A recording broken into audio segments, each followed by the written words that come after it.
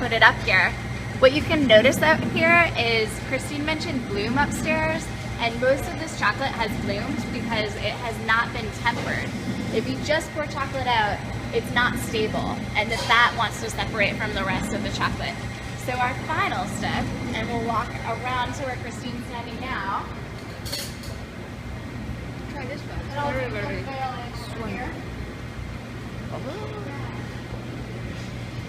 So it's so dramatic. Let's move.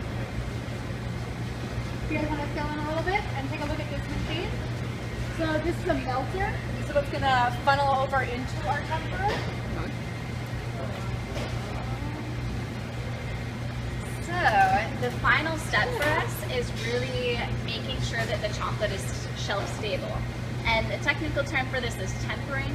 This is the only machine in our factory that was originally designed for chocolate makers. And the reason we have it in this size is because chocolatiers also use this. People that are making truffles and desserts and things are more of our size and use this type of machine. So what happens is we would take the blocks of chocolate from up there and put them in here. It takes a number of hours to melt that chocolate down again. And the goal is the cocoa butter in the chocolate is what you need to make stable.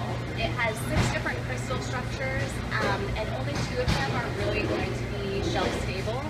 One of them is a little bit more brittle than the other, but typically we're going for the 5th crystal structure. And in here, we put the chocolate in here, and this bowl is heated around the side, and that melts all of the crystals. So at the back here, there's a little drain that pulls the chocolate through and up an auger here. And I double checked, and normally I don't get to do this, but so then the chocolate goes up through the auger and out this fountain.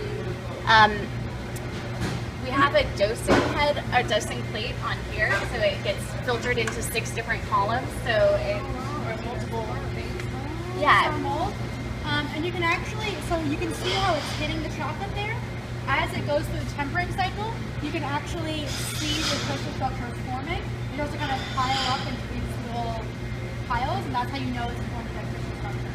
So the bottom of the bowl is melting all of the crystals, and as it's pulled through the auger in the back here, there's cooling inside this part here.